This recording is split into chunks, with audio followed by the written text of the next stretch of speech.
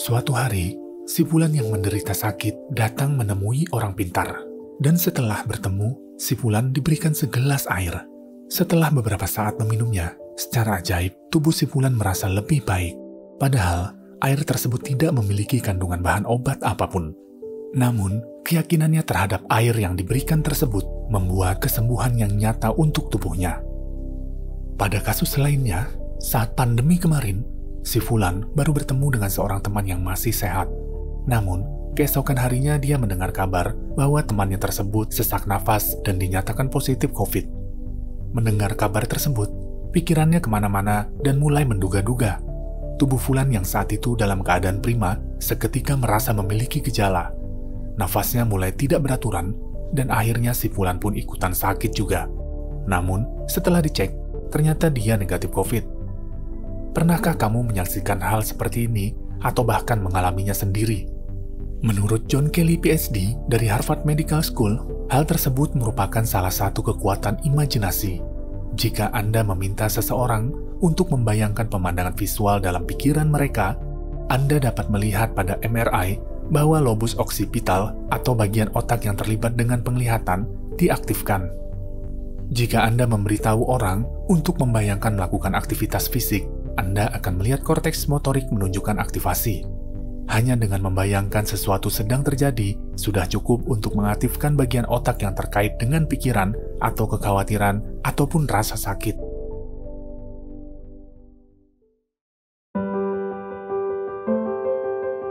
Sebagian dari Anda pasti sudah tidak asing lagi dengan istilah placebo. Placebo sendiri adalah istilah untuk pemberian obat kosong kepada pasien. Tujuannya agar pasien merasakan bahwa ia akan sembuh karena ia telah minum obat. Dalam dunia medis, menganggap hal tersebut hanyalah ilusi atau perasaan sembuh semata. Namun, banyak kasus membuktikan efek kesembuhan tersebut nyata dan memiliki efek terhadap tubuh. Placebo adalah pengobatan palsu yang dalam beberapa kasus dapat menghasilkan respon yang sangat nyata. Harapan dan sugesti pasien memainkan peran penting dalam efek placebo. Semakin seseorang mengharapkan pengobatannya bekerja, semakin besar kemungkinan mereka menunjukkan respon placebo.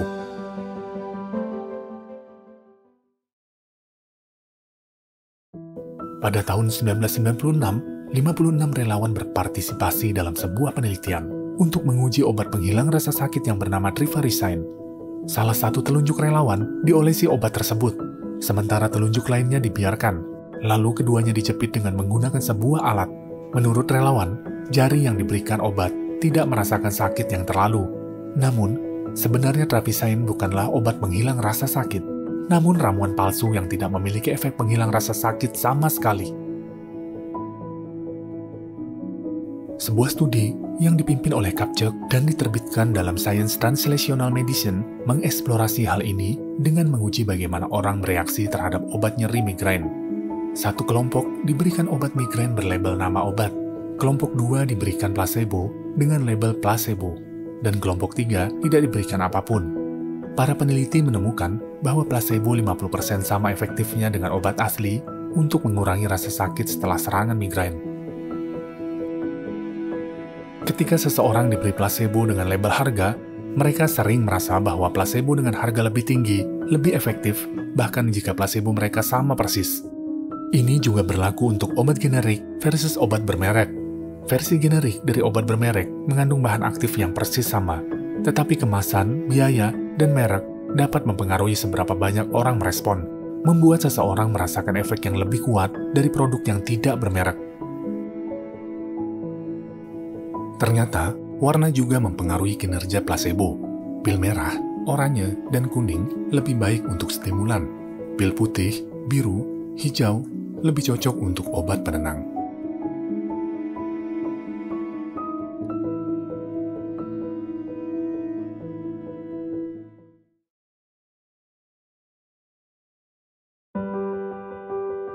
Placebo effect merupakan fenomena yang belum bisa dijelaskan secara pasti, di mana obat, perawatan, dan terapi yang seharusnya tidak berpengaruh dan seringkali palsu, seringkali secara ajaib membuat orang lebih baik.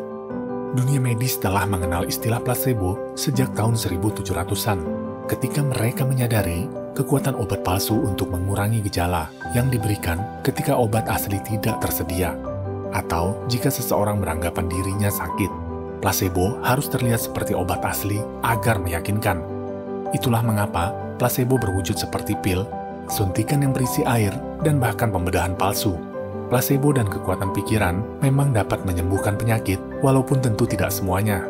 Ada banyak penyakit yang harus tetap menggunakan pengobatan medis. Jika efek placebo dapat berdampak positif pada hasil pengobatan yang diberikan, sebaliknya, efek nosebo berdampak negatif pada hasil. Contohnya, beberapa pasien yang mengalami efek samping obat seperti yang tercantum di dalam kemasannya, meski sebenarnya yang diberikan adalah placebo atau obat kosong yang hanya berisi tepung. Kata-kata yang diucapkan dokter dan perawat dapat mempengaruhi pasien secara negatif juga.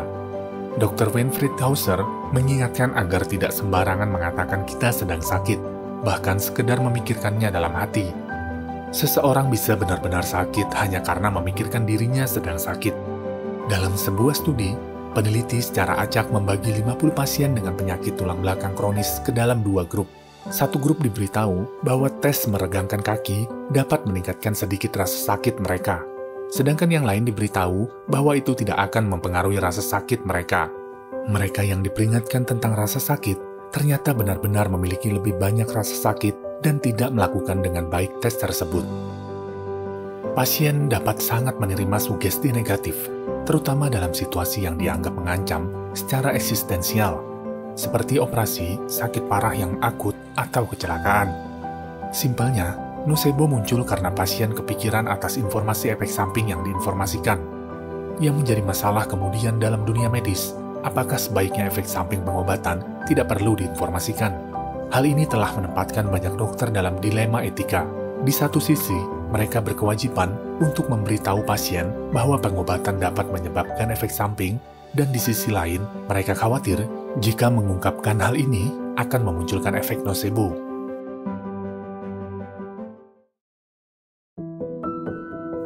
Dr. Joe Dispenza, dalam bukunya yang berjudul You Are the Placebo, menuangkan pendapatnya melalui penelitiannya selama bertahun-tahun, serta pengalaman pribadinya. Ia membagikan kisah tentang beberapa orang yang sembuh dari penyakit jantung, kanker, depresi, dan lain sebagainya dengan percaya pada efek placebo, dan pengalaman yang dialaminya sendiri saat berusia 23 tahun saat mengalami kecelakaan sepeda saat mengikuti kompetisi triathlon. 6 ruas tulang belakangnya patah dan diprediksi tidak akan bisa berjalan lagi seumur hidupnya apabila dia tidak menjalani operasi. Dr. Joe Dispenza kemudian sering bermeditasi dan memvisualisasikan tubuhnya kembali sembuh. Ajaibnya, dalam 12 minggu, cedera tulang belakangnya sembuh dan dapat berjalan kembali. Menurut Dr. Joe Dispenza, tubuh kita memiliki kemampuan untuk menyembuhkan dirinya sendiri tanpa perlu intervensi dari luar. Contohnya, saat kita terluka dan berdarah. Jika kita perhatikan, luka tersebut akan perlahan-lahan berhenti dan seiring berjalannya waktu, proses penyembuhan akan terjadi. Hal ini membuktikan, pada dasarnya tubuh kita memiliki kemampuan menyembuhkan. Dr. Joe Dispenza percaya, ada kecerdasan tak terlihat di dalam diri kita masing-masing. Hal tersebut yang melindungi dan menyembuhkan diri kita setiap saat. Hal ini bukan tentang menyangkal kondisi kesehatan yang kita alami, namun kita melihat tentang kemungkinan lain yang muncul. Keyakinan mempunyai kekuatan untuk merubah kenyataan hidup seseorang. Pada tahun 2002, terdapat penelitian yang melibatkan 180 pasien untuk menjalani operasi untuk mengobati penyakit osteoartritis pada lutut. Pasien dipilih secara random untuk menjalani operasi pada umumnya, dan beberapa pasien menerima operasi placebo, di mana pasien seolah-olah dilakukan tindakan operasi padahal tidak nyata. Hasilnya sangat mengejutkan.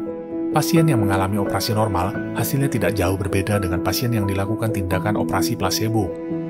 Terdapat penelitian menarik terkait studi obat antidepresan pada tahun 1998. Psikolog Irvin Kritz menemukan bahwa 19 uji klinis yang melibatkan lebih dari 2.300 pasien mengalami peningkatan kesembuhan bukan berasal dari obat antidepresan, tetapi dari placebo.